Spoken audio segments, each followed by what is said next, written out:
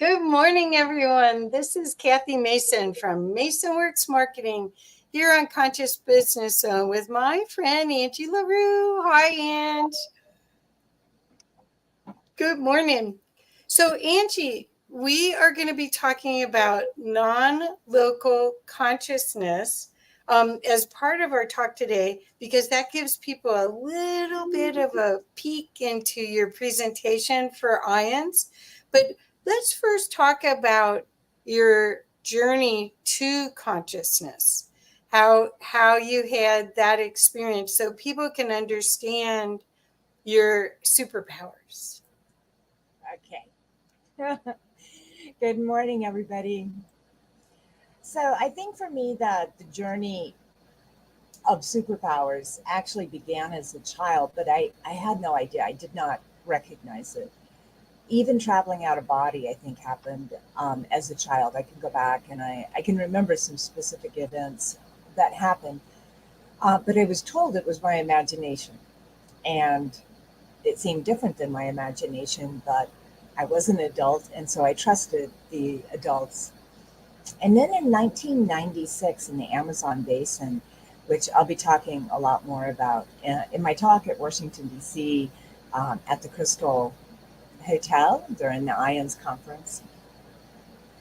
But I contracted Shigella dysentery and also got medicinal poisoning from expired tetracycline, which we did not know it was expired.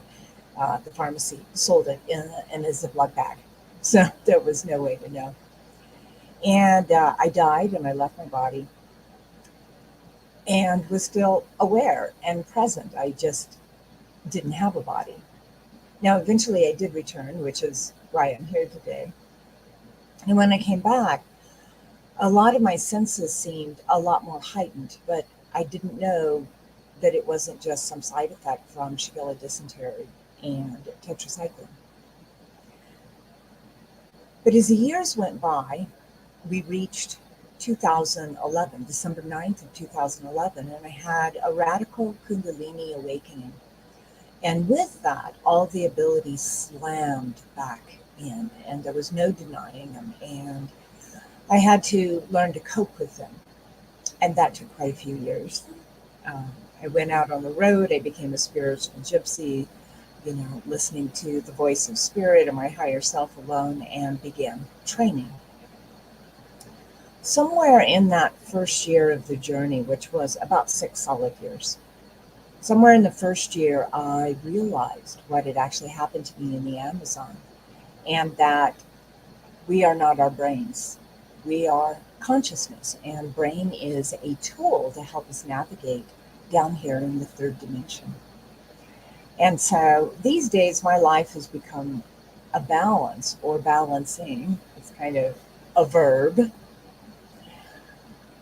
of these different states of being able to move out of the body and go and see and explore and get questions answered, and being in the body and doing the everyday things that we have to do to actually take care of our body and have a human experience.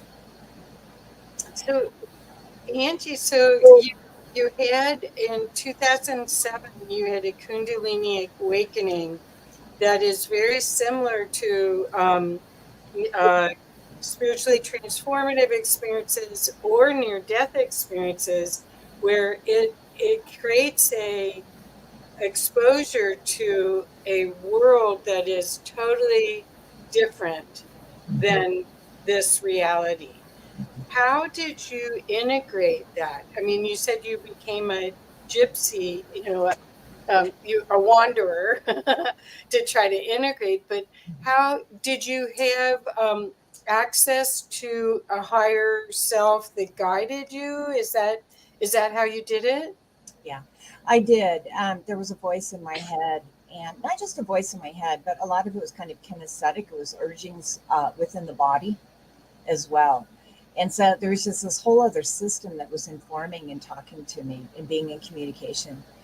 And, that eventually led to the dark night of the soul. So there was this battle that took place between the ego and the brain and this other intelligence that was now loudly present.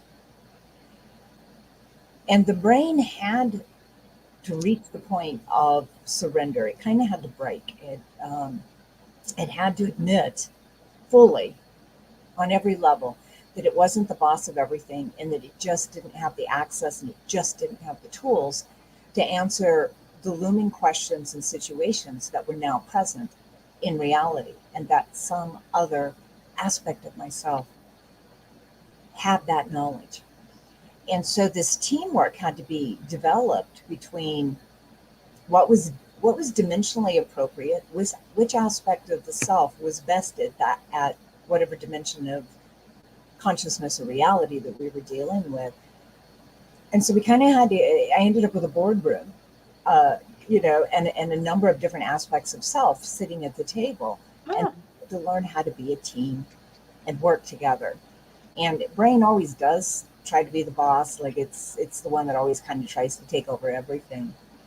But it knows at the very root of its existence that it is not the best one for every part of navigating reality. It does good with like 70% of it, but or maybe 50%, and is very good at that part, and needed and very important team player. But there's just a lot of reality that it just cannot handle. It doesn't have the tools. It wasn't built that way. It didn't evolve that way, and it has to turn over the reins to other aspects of the self, which were built that way and were evolved to handle those aspects. So we're talking moving through time, manifesting telepathy, psychic abilities, seeing into the future, traveling into the future, also understanding all time and space is now. And, many of the other spiritual skills, healing, being able to see into the body, et cetera, et cetera. These are things that brain can only step down and move out of the way and let other aspects of the self do. And then it can report back on that reality, or it can translate things into English. It does good as a translator, but it can't do the doing. I understand. Yeah, so those 6 years from 2011 forward was really getting the team working together and playing together nicely in the sandbox, given the new reality that was now available and still is persistently existing. Right. So your capacity to see a bigger field and to understand and sense from a bigger awareness, I call that the sixth sense. It might be more than six. It Yeah. might be 106, but that's what I call that. And it's very interesting to be in both the here and there, and it is doable, right? It is doable, if the ego can be humble enough. Because there's also something kind of psychotic about it, because because most of the world only experiences one reality, and it's a reality of solid objects, and it's an objective reality. But there's aspects of ourself in which all of these things that we consider solid are just vibrating atoms, and you can move in between them, like a room full of balloons clear to the ceiling. You can move through all of that, and consciousness can move through all of that. So you kind of juggle multiple realities, that multiple realities exist, and which aspect of the self is is best lined up to deal with that reality or move in that reality. And so, yeah, it's really interesting. And if the brain tries to think about it too hard, it'll just go crazy, because again, it just doesn't have the information to deal with it correctly. All it can do is surrender and let somebody else drive the car for a little bit. Well, one of the things that I love about you is that you're so capable of teaching this, and very few people that have access to the fields that you have can articulate it. It's mystical, but yet practical in a lot of senses. Could you talk a little bit about that? Because you founded a mystery school, and so you are very capable of taking someone by the hand and helping them discover their own genius in this way. Could you talk about that? Yeah, I would love to. So, I think part of it is demystifying what we really are. So it's not that I was born with specific skills, although they did show up pretty early in life. We actually all have them. And we have them because God made us. We are children of the divine. Now, when we come into this world, we are trained to use our left brain to analyze, be rational, feel things, get, proofs about things. And that works really well for living life at a particular plane of reality, which most of us would agree that is reality.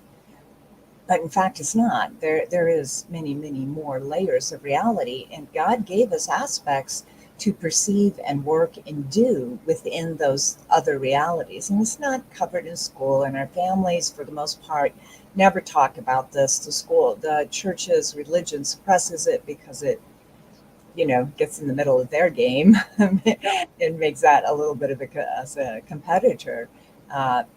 Because a lot of religions have only, one savior or a few saints and sages, special people who got these special abilities. But we actually all have them. So the first level of teaching is really just kind of understanding you already are that. And we're just going to figure out the pathways to what you already have, to what you were given. And then being able to clearly speak and clearly demonstrate. And, day one of class, somebody is running energy. Day two of class, we're playing with, chi balls. So we retrain the brain by hands-on. We're doing it, and we're doing things you didn't know that you could do, or maybe you forgot since childhood because you already played with some of this as a child. So that combination of understanding what you really are and proving it to yourself through exercises which show that you actually can do this, and demystifying it and removing all the fear and the programming that's around that, and then continued practice in a variety of settings. And a lot of it is game settings. We learn best when it's fun, right? And so doing that in exciting game settings or highly... Oh, no. Oh, well, she'll be back, I'm sure. So what I want to explain about Angie is, again, this capacity that she has to communicate and share as a teacher is rare. She's a healer, a Crystologist. She makes these amazing, this is a tower one, that most of them are half the size. She makes these beautiful orgone generators. Actually, I've got this is the big one. But anyway, but her articulation and her capacity to bring others into an understanding and a usable understanding is rare. I mean, lots of people have these gifts that they can do things themselves, or they can touch the mystical part of reality and play around with it, but not very many people can take someone's hand and carry them through. I did show them this. Oh, yeah. This is the bomb, though. So alchemy is a part of the spiritual path. So it's kind of a lot of different steps on the spiritual path, different realizations. And, as we open one thing, another thing opens, and we open that, another thing. And pretty soon it's all combining. And we end up in alchemy. And alchemy is where we become creators, like the creator who made us. And we begin to pull in our particular knowledge, and that creativity, that invention, that creatorship bubbles up within. And then we go down that path for a while. So it's all actually very organic in a way. Like once we give permission to it, for it to unfold, our divine aspect, that indwelled God, which is in us, once we claim that heritage and accept it, a lot of it unfolds organically and naturally. And it's surprising how easily things like telepathy can actually come when we make space for it in our head. And so, a lot of what we do is removing stuff. So, if we have a glass, right, and it's full of water, we can't really put milk in. And so if we pour some water out, we can put some milk in, and then we pour some more out and put some more milk in, and eventually it's going to be all milk, right? And so that's kind of what we're doing, is we're clearing out a lot of past beliefs, past little stop signs inside of ourselves that said, stop here, you can't go any further, or do not pass here. And we're just kind of removing that and giving permission increasingly to ourselves to be all that we can be, and do that joyfully with curiosity. And yeah, the learning can actually come with consistency, quite regular. So, but it is kind of like a martial art. You're not going to be a 4th degree black belt on year 1, that repetition and that integrating and allowing and removing that which doesn't serve does take a little bit of time. But mastery does come. And once you own it, nobody can take it away. Right. Nobody can reprogram it. Once we know what we are, we don't back down from that. And what is important to us in the world changes a lot as well. And so it kind of comes together seamlessly in a beautiful way, and we kind of turn into a 2.0 version of ourselves. Oh, that's funny that you said that, because that was my next question about the evolution of our species. Right now, we're going through this time period where there's more opportunity to clear the distortions, the patterns, the programs, however you want to call it, that are keeping us from joy, because our parents meant well, but a lot of the programs that they had were fear-based. And you can't be creative from fear. Well, you can create more fear, but you can't create love from there. Fear makes us controllable. So when we're afraid, we look to those who would have answers. And that puts them in a position of power, and they can distort it. They're either going to work from their heart to help people, or they're going to work from a place of profit or power. And we're in a time where we're really getting to see how quickly fear can be used to distort and steal joy, et cetera, et cetera, et cetera. And so this idea of sovereignty, knowing ourselves, know thyself, well, we're moving into a new age where that actually becomes the paradigm we have to move forward on. Perfect. So how do crystals fit into all of this? You're a Crystologist, and that's a lot of the fun that I've had with you has been playing with crystals. How does crystals fit in with this overall knowledge and supporting the field for the awakening of your students and your clients? So crystals are a couple things that are extraordinary, beyond everything that we think about crystals. But they produce 2 different types of energy.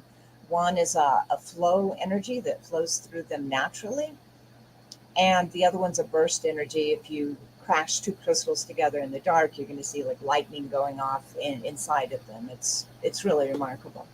So they're in energy form, but more than that, they're consciousness, meaning they can work with you. They respond really well to love and respect. Now, when we look at our computers and our technology and our cell phones and all that, they all have crystals in them. This is what a silicon chip is. And we use them kind of brute force to make broad spectrum battery and electricity be more refined, more clear, so it doesn't burn out miniature circuit boards and such. So we use them in a very blunt force 3D kind of way. But with higher states of consciousness, we can work with crystals consciously and develop relationship. And from relationship, from love, blooms all kinds of new possibilities and new potentials. And so now we can work with the natural essence of crystals, what they naturally do, which is reorder, straighten up, clean up energy, and then output that. Okay. With a consciousness, with teamwork, and create all kinds of new things. So crystals are kind of the base of the energy in Lemuria, jumping forward to Atlantis, the same. And here we are again. So even just working with crystals, but not just as a mineral or something, that's useful to us, but with consciousness unfolds all kinds of new potential and collaboration that can happen. So, and quartz crystals is particularly good at that. When you get into, the denser types of things, these aren't as programmable. They do have consciousness, but everything's kind of slower and heavier and denser. Where the ability to stream light, stream photons, makes quartz crystals more activated. They're kind of the smartest child in the class, right? And so the ability for light to penetrate, be absorbed and flow through, increases the potential to be able to work with in a teamship and collaborate with a crystal to create new potentials, new energy forms, new everything. So I'm showing your website with your crystal bed array, which is behind you right now, which is a tool that you downloaded and created that shows the piezoelectric effect with the light streaming of the currents. And could you explain a little bit about that? I'd love for you to explain. Let's see if I can get it to go. This process of not only using the bed, but using the crystal arrays. Could you speak with that? So the bed is based on ancient Lemurian technology of how they ordered stone slabs into certain orders to create kind of a healing bed, which refurbished the cells and extended life and amplified healing, et cetera, et cetera. So I basically went back to that, studied it, brought the knowledge forward, and rebuilt it in a modern version, meaning, I can't get big 1-ton slabs. I can get lots of small pieces and put them together. So, ouch, ouch, ouch. A weight loss program. right. Sorry. And so that's really what we're looking at with the orgone generator crystal biobed. So it's based on the layering of single long chain organics with various minerals and crystals. And it has a crystal core in the center, and then layers going from foot to the head of different types of minerals, which support the health and vitality of, the blood, the muscle tissue, the tendons, the organs of elimination, organs of process and digestion, the brain stem, the brain. We have a lot of different organs that do different things, and different systems that do different things. And so the minerals are ordered to support that. So when you lay on the bed and it has a right side and a wrong side, like you don't want to put your head where the foot is because the way the magnetics are set up. So there's a magnetic field as well. So I'm pulling forward a lot of information in the alchemy of what I do. So when a person lays on, they're laying on an organized energy field specifically dedicated to each different region of their body. And then on top of that, I'll do a crystal array. So the crystal arrays are quartz crystals with their energy specifically pointing to the next crystal in the row to make a grid. And there's many different grids depending what it is we want to access, either in the body, the mind, or spiritually. And so we can evolve any area by doing this. And it's all powered by the orgone generator crystal biobed. So the crystal array is the specified specific thing that we're doing. And the orgone generator crystal biobed is the power source that powers that. Well, So I think you're part of the formula. when I've been there and I watched you work on someone's hip and they had been told they needed surgery, and after 3 sessions, their hip was repaired as though it had been replaced. I know that you're a big part of the healing with the bed and the crystals. But I want to let you know, Lizzie's in England, and she says, some time ago during sleep, I used to get covered by some of my crystals. Must have been doing it sleepwalking. So she's saying that she didn't realize. She said, "Wow, that's exactly how I used to wake up." So the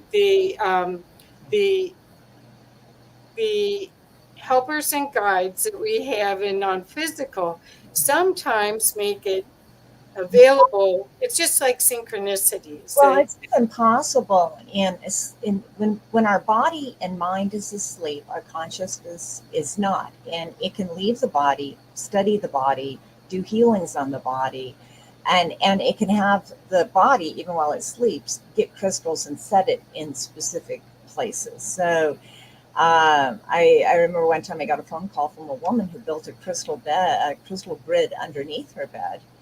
The next day she checked on it, and it had completely reordered itself into a different configuration. Wow. Yeah. And, so it is amazing what we can do when consciousness is allowed to direct the body. Right. And if the mind is asleep, it's not in the way, and it's not interrupting things and second guessing it. Okay. So I see you have this beautiful selenite slab behind you.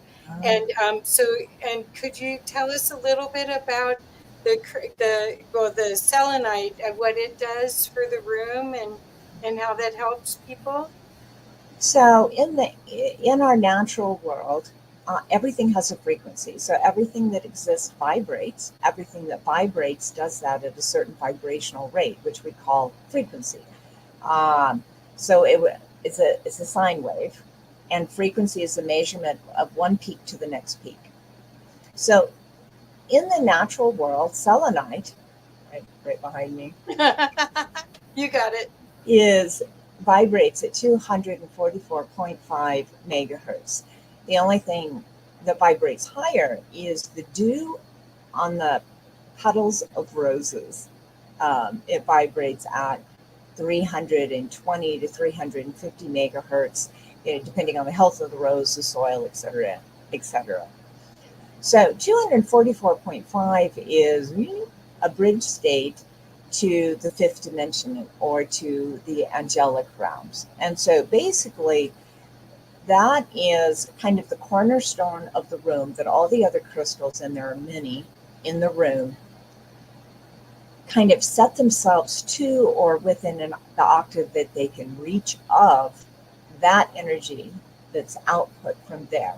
And so there's a chorus or a container of harmonious energy in this room, which also amplifies. And then there's some additional gridding in this room so that when I close the door over here, the energy begins to swell and build up and get very saturated in this room. So if I'm not doing healing work or psychic work or teaching students, I keep the door open so that energy doesn't blow up and build up and blow my mind. And now I can't do, paperwork and computer stuff that I need to do. I can't do scheduling because now I'm in psychic space. So I'm able to control the buildup of energy, but it's set to 244.5 megahertz. And it's just a matter of saturation rate, which I can then control through the gridding and the rule sets in the room. And indeed on this entire floor of the building. Yeah, you can feel it as you're walking up the steps, you guys. Well, what I wanted to share is that the balance and the container that you created with all these friendly helpers is an accelerator for your healing and your psychic work. And so if for people that cannot come to Boulder, Colorado and get on the bed, they can still have some of these processes done remotely because of the nature of the tools that Angie has created, this container specifically for conscious development, really conscious and physical realignment, right? Right. Yeah. Right. So what a teacher, a spiritual teacher or a guru or, an esoterical teacher does is they hold a field. That field has the blueprints and the knowledge within it, and that helps us to accelerate or learn faster. So if our teacher is a sophist, meaning they read it in the book and they're teaching somebody else's reality, not a reality that they have embodied, indwelled, and can use, we learn much slower. But if the teacher themselves can do it and is on and do it in their own ongoing studies of that, they hold a field, and that field has accelerated knowledge in it. So even on Zoom, I can extend the field, and the field for me is supported by this room, and I can extend that over the Zoom. So those who are energy aware can already feel the energies that are coming through the screen to them. Right. So this understanding of how energy flows, works, can be turned up, can be turned down, and can be modulated within the frequency is an important understanding for us as humans for evolving our consciousness, increasing healing, and moving out of wounds, which everybody has as just kind of part of being a human, is the bumps and cuts and indignities. But we get where we can become very neutral and actually even use those as tools of the evolution of consciousness and to increase our compassion for others. So it's interesting how, given the right setting, everything can be turned around to our advantage for us. Right. Well, and that's part of the benefit of these. When you start to expand your field of awareness, which is what I'm calling it, that's when people say, oh, I'm in the flow, or my intuition is working. When you start to have the field inform you in a different way, all of a sudden your fears seem to transmute, and the game is on. It's life becomes play instead of struggle. Victimization leads to a whole nother way of showing up courageously. It's quite amazing how this affects not just your physical body, but your emotional body, your spiritual body. So let's go back to consciousness, since we started there, because that's what this bigger awareness is. It's whatever aspect of consciousness you are comfortable or you're ready to play in, right? Mm-hmm. Yes. So do you want to talk a little bit about non-local consciousness? Because what we're talking about first is, in your classes, you teach people how to baby step their way into their awareness, that they're already doing it, that they can finish other people's sentences, or that if they're highly sensitive, they're already feeling the whole space. But you get them so that it's a toolkit rather than a inconvenience. Right? It's some people, it is an inconvenience. They do things and they didn't intend to. But the non-local consciousness that you are going to be talking about at IANDS, and that you did a beautiful presentation at Society for Scientific Exploration in Boulder. Could you talk a little bit about the non-local consciousness next? Okay. Absolutely. So I'll kind of start from the big picture. And the big picture, when God brings a piece of consciousness into reality, that piece of consciousness becomes self-determining, and it gets to decide what it wants to be. In this iteration, the piece of consciousness, which I'll call my higher self, which is probably an aspect of oversoul, chose to come into a family, be born as a baby, called Angie. That becomes like a suit of clothing, right? So for right now, consciousness is experiencing the third dimension Earth through the vessel called Angie. All right, Angie's the operating system for that consciousness. Consciousness, or higher self, has had many other vessels as well, and will have many more in the future, right? So Angie is a vessel for consciousness. when Angie sleeps, the body sleeps and the mind sleeps. This is the closed. Consciousness can move out of it, out of body. This is what the lucid dreams and the astral travel and that kind of thing are. However, there are states of being that we can access that without being asleep. And now we're able to return to the body, to the mind, and give those memories to the mind, right? So we call this particular one theta state. So there's alpha, beta, theta, delta, and then there's actually a state called gamma that's above alpha, and this is super, super fast at thinking, reacting seamlessly. For the most part, we're running around in alpha state. But theta state is where we become more consciously flowy and are able to move our consciousness out of our body. So that's essentially what remote viewing is as well.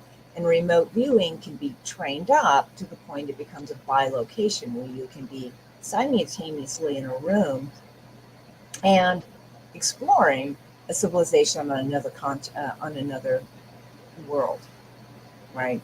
So this is the non-localness of consciousness, where the body and mind hold a container and an existence in this reality, but consciousness can move out of that body and that container and go to other places and return back. And that experience is absorbed and reported then by the mind. So, but the mind actually becomes the witness to the experience instead of the experiencer of the experience. And I hope that made sense. Oh, well. Well, basically what I'm going to do the short version.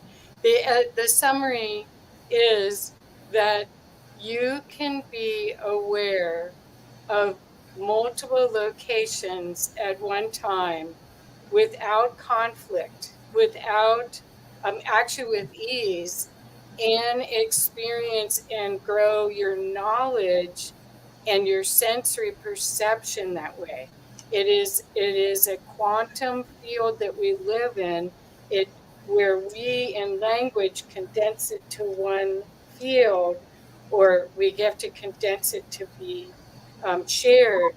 Our actual awareness is collating from multiple realms, and they might be in multiple places. I'm going like this just because that's the space we have in this here, but it's Yeah, so we call those frequency domains. So whatever, before we go into theta state, whatever we can tune our body, our mind, our consciousness to, whatever level of frequency, then when we get out of our vehicle and go walking in that new frequency domain, we have access to it. perfect. Right? Perfect. So we have to tune our consciousness to the domain or the reality or the experience that we want to be in, which is why astral travel can be a little dicey, because we're doing it because it is what we are and what we can do. But whatever our experience was during the day before we went to sleep, whatever as we went to sleep frequency we were in, is going to determine what level of the astral realms we go into. And so we could, end up in anything from heaven to hell. Right. And so we travel consciously. It's the same way. We want to, before we leave, we want to tune ourselves to the reality that we want to experience. There's a lot of good stuff out there to experience. And tuning yourself to 528 hertz, the frequency of love, is a great place to start for exploring the greater reality. That's why people talk about having gratitude practice at the end of the day and dumping anything. But also, there's lots of ways to have answers for questions, problem solving when you go to sleep, and let your higher self do all the work, and you wake up popped with, oh, cool, I know what to do now. Exactly. Right? Yeah.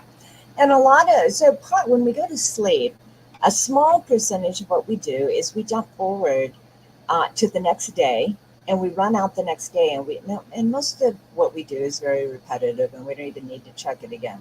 but there's certain interactions or choice points or pivotal moments in each day where we do want to kind of get that information back to the brain. And that's why sometimes when situations come up, we're like, ooh, deja vu, this feels familiar. Or somebody says something and we're like, did you say that before?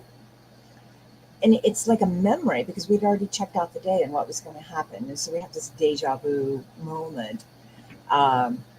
And if we can consciously use that ability even more, we can make better choices in the moment of now as we hit it, because we've already played out both timelines. That if I make the choice to do the thing, if I don't make the choice to do the thing, because we've already checked it out of when we left our body at night.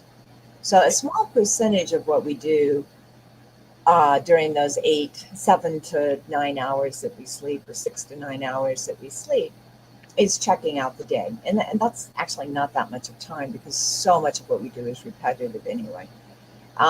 Another thing that we do is we spend time with loved ones and friends. We help people. Maybe we go heal some people. And then some of it, we're just, having a cup of Joe in the astral with our angels, our guides, our friends, our higher self, or returning to source to rest and renew. So there's a lot of things I've discovered that we do during the night, and I don't think I know everything. I think there's still a lot I don't understand. Well, it seems like a lot of this also it's integrating as it's needed. So the access of consciousness to the data that we're collecting, it may not all. It's like getting a download, and you hear a noise, but you don't know what it said, and it unpacks. It's almost like that as you are available, as more of the levels of awareness are available to you. You may not integrate them into some way of understanding, but part of this is trust. You trust in that you're protected, and that this whole journey is supposed to be a grand adventure rather than a struggle, right? Mm-hmm. Yeah. And it's interesting because on a higher level, we do know everything. We do understand everything. But when it filters down to our human brain, which is so very limited, yeah, it's kind of a very big mystery that it's like a big puzzle we're trying to put together and we're trying to solve at this level, right? At higher levels, we understand, we get it, Yeah. So there is kind of a seek and find game aspect to it at the human level.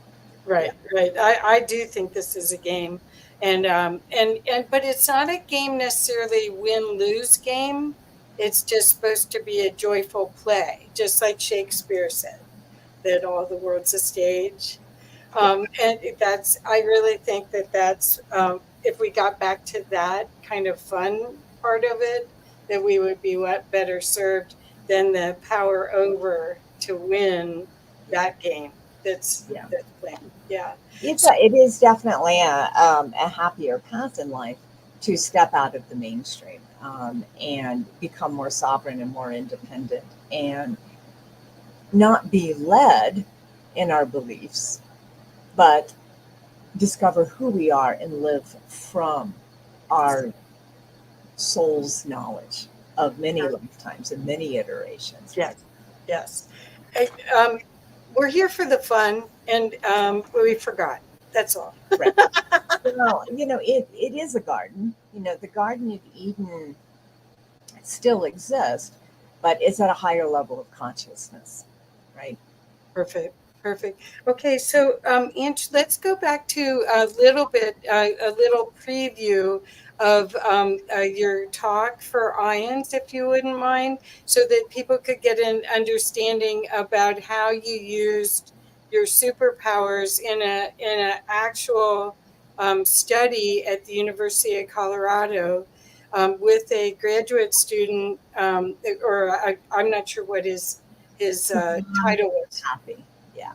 Yeah. So I'll let you present, and again, I'll show at the very end. I can show the IANDS website to help anchor this if you want. Okay. So in the talk, I'll begin with the Amazon story, which I touched on just a little bit here, and a lot of how that didn't sink in at the time because there was nobody in my reality who had ever even heard of a near-death experience, and so people thought I had had some kind of hallucination and were trying to convince me that I did. I knew better because I actually did have a lot of hallucinations from the poisoning. And so I was a very on the spot, in the moment expert of what is a hallucination of the mind from poisoning versus what is an experience I don't have a context for. And the lack of understanding of that delayed my being able to move forward until 2011 when I had the spontaneous awakening of consciousness. And within days, I actually suddenly, for the first time, understood what happened back in the Amazon.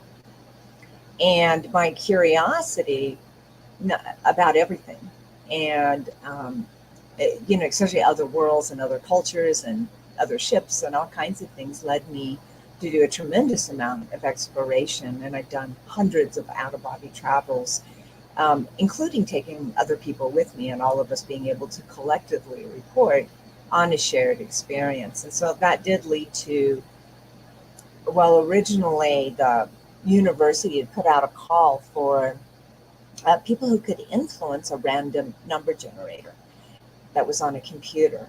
And I actually wasn't interested because it was kind of child's play, and I had nothing to prove, and it just wasn't that interesting to me.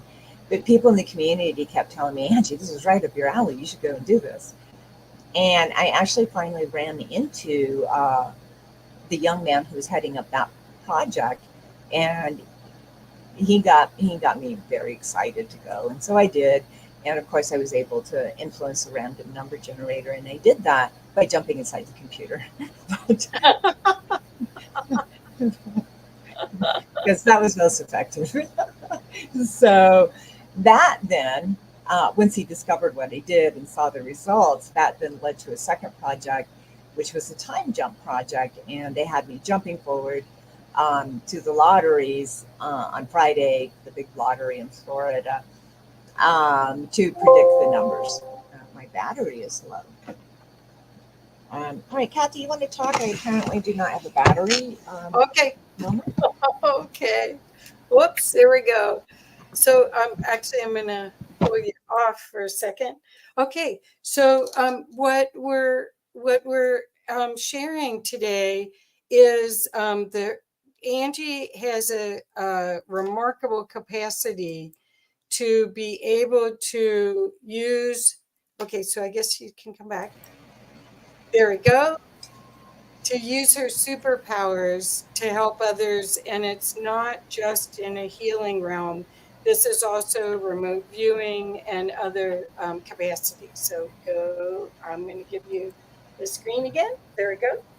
So we worked that time jump project using a variety of techniques: out-of-body travel, remote viewing, to make sure I was at the right time, in the right place, in the right timeline, because when you move out of body, there isn't an anchor for the time. And I was like giving correct predictions for lotteries 3 months ago. And so I had to learn to be able to anchor where it was in time they wanted me to be, and then report back. But I was reporting back using, under a process that it actually isn't the best, because it was kind of using third dimensional skills on a third dimensional subject. Numbers are abstract in the first place, and the icky, sticky energy around lotteries also was a difficulty to deal with when in an out-of-body state. So I think the project can be done in a different way and be every bit as effective. But having said that, we increased the prediction rate of the lottery from 1 in 300 million to 1 in 100 million, and a few times won a little small tiny bit. Um, I don't know that that's the best application though for using this, and it's not the best application for me. It's far more interesting to me to explore other worlds and other cultures, but that's just my particular motivation. That's how I like to play in the garden versus, rigorous scientific experimentation, which I don't know, it's not that interesting. Yeah, well, I was amazed that you were working with the lottery. What would have happened if you would have won? Would you have split the proceeds or? Yes, actually, we did have a small contract saying that would, Oh, okay.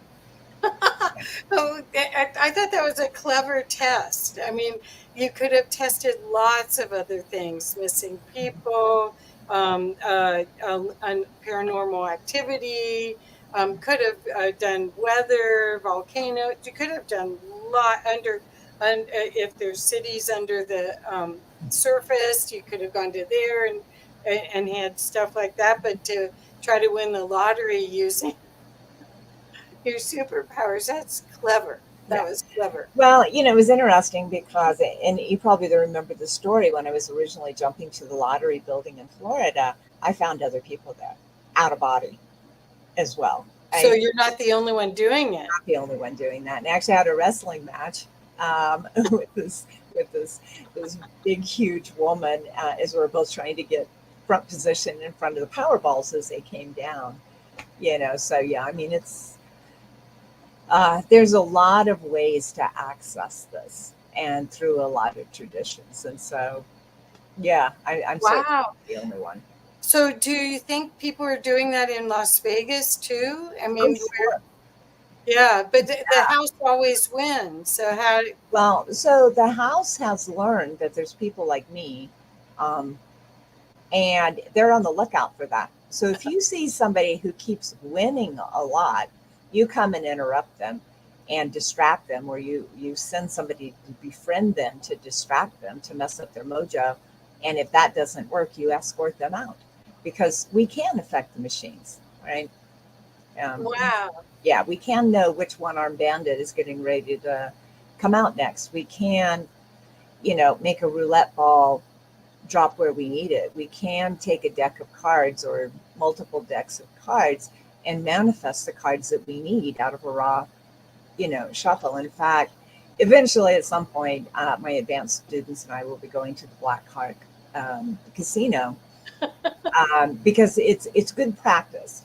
In the school setting with all of this energy, you learn very, very quickly. But the real world has a lot of random energies and random influences and lots of other things going on. And so when you start moving into mastery, you need to go into an adverse situation to really know and to really hone your training. And so going into a casino with the pressure of money and all the different emotions and stuff coming off of other people, and then whatever the house is doing, and they've got a lot of behind the scene things that are going on. So you're going basically into a situation that's stacked against you, and using your own personal mastery to hold your own and accomplish what it is you want. So that's kind of, if it was a martial art training, this is like, your 3rd degree black belt test. Wow. Go into a casino, right? Because Wow. it's stacked against you, energetically, psychologically, emotionally, just about on every level. Wow. So the next time if you do a process like that, you would do it differently. But the thing that I remembered is that you were not in the 90% accurate, correct? It was, what was the percentage? Yeah, it was pretty high. Yeah. And now, because of the way our left brains think, we're going to say, oh, but she didn't win the lottery, so it doesn't count. And that's fine. We can say anything we want. And I didn't care. I didn't have an outcome in that. Instead we were looking at, of the 6 possible for each number of in the lottery. we were looking at the actual results. But the way the lottery is done, you can have 5 of those numbers right, but if you don't have the Powerball, you don't win. Right. So, but in terms of statistics and math, you can have very different results that are very high end versus even whether you won the lottery or not. So, yeah. Well, how many people did he do that test with? Was it whittled down to just you, or were there Well, others? I thought it was just me. Now, the random number generator, I don't know, they had 20 or 30 participants in that Oh, one. But I think this one I thought was just me. But there was a point late in the testing, in about the 3rd month, where I was jumping. By that time, the jump point was his bedroom off campus, because we ran into some problems with I don't want to say, okay. but some experiments that were happening on campus caused some time warpage or tears, rifts in the time-space construct. Okay. And I was getting sucked into them. So we had to move the experiment jump point to a more energetically stable place, which became his bedroom. And there was one time when I ran into a wormhole intersecting mine. So understanding that traveling out of body, you create a wormhole, you travel in the wormhole to your destination. So you have a controlled container you're traveling in. And I ran into a wormhole that intersected mine. I followed it and landed in the wrong place, had to backtrack to where that traveler went wrong and take a different branch to get back on track to arrive at the correct time where the experiment was set up. And when I questioned him afterwards, I was like, do you have somebody else jumping to your bedroom? Because I just ran into another tunnel. Somebody else had been there.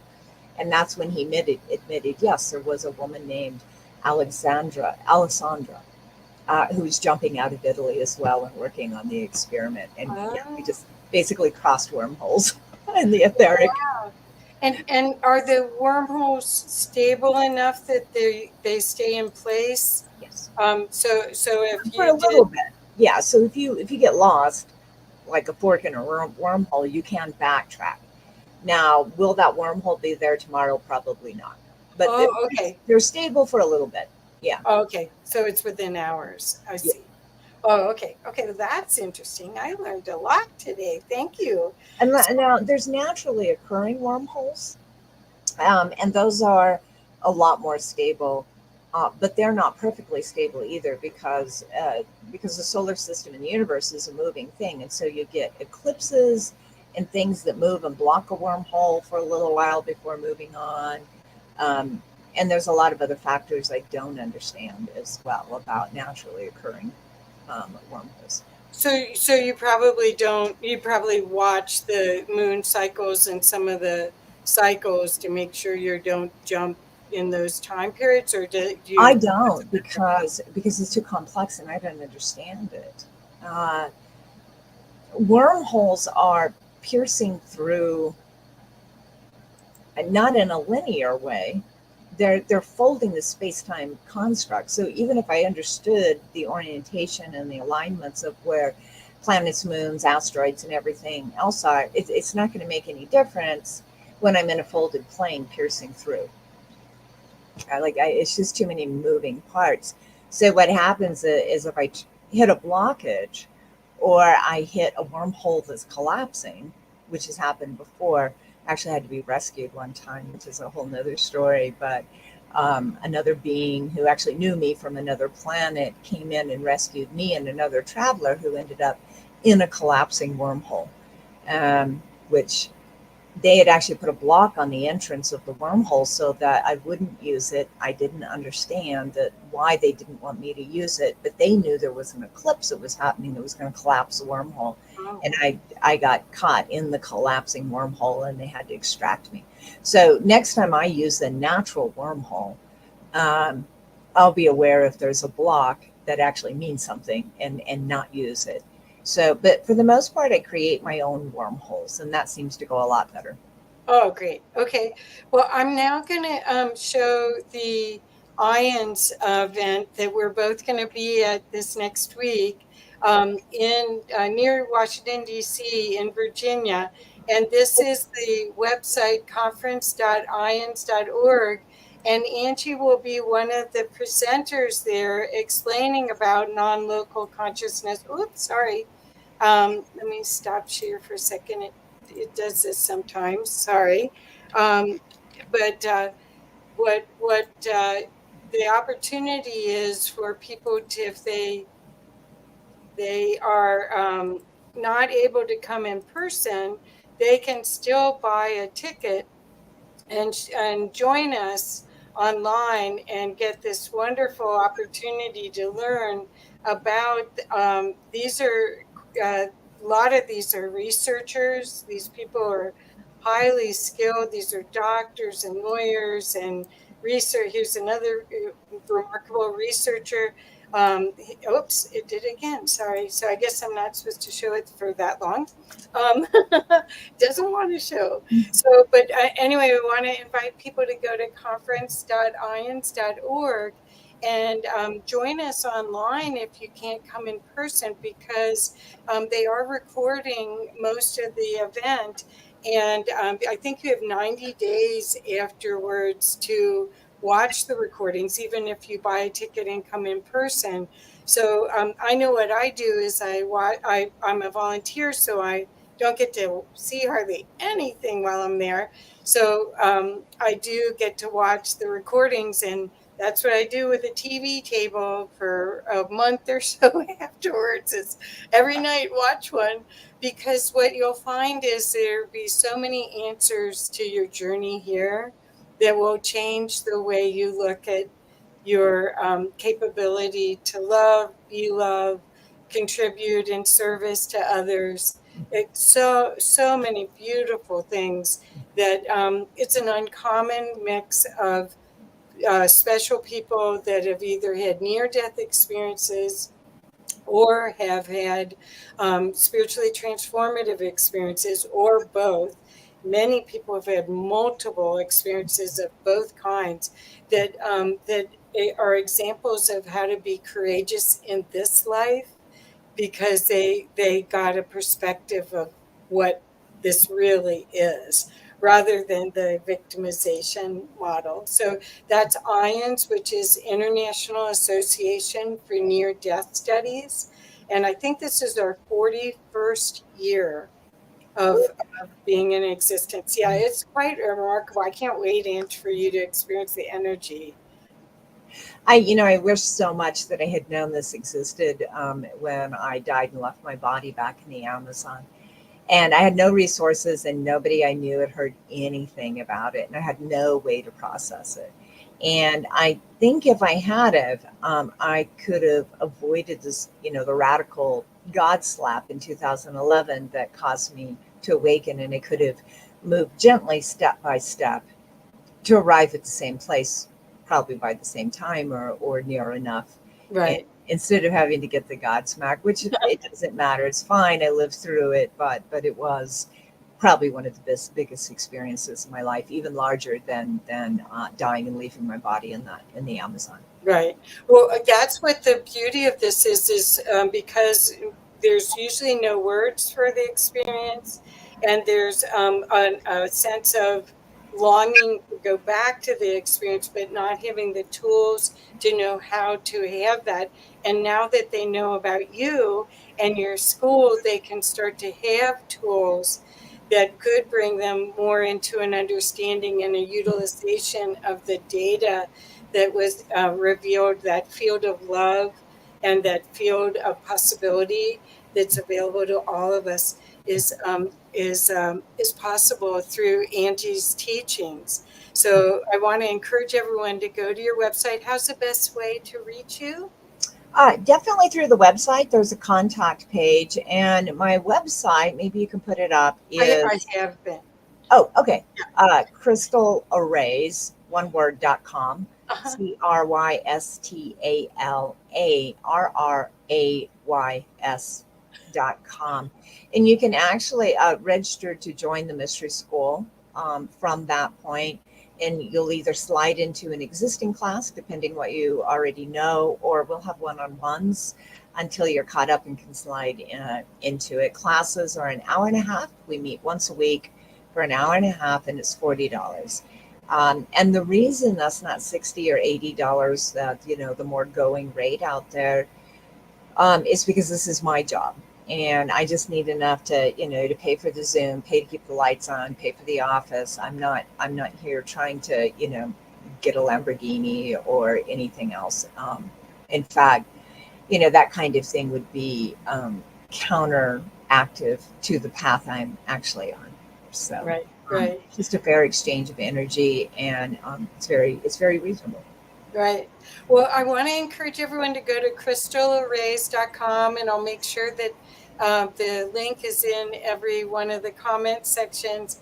And please, if you're interested in the near-death studies, which is another expansive experience, the articulation of these people that have had mystical experiences actually bring you along with them, the books. You feel like you're on a journey with them, please join us, because this is the big picture, and there is a pathway to it. So thank you so much, Ange. I can't wait to be with you again. I love you very much. Thank you, dear. So we're going to sign off now, but please, guys, please check out Angie and check out the IANDS event. Thank you. Thank you. Thank you.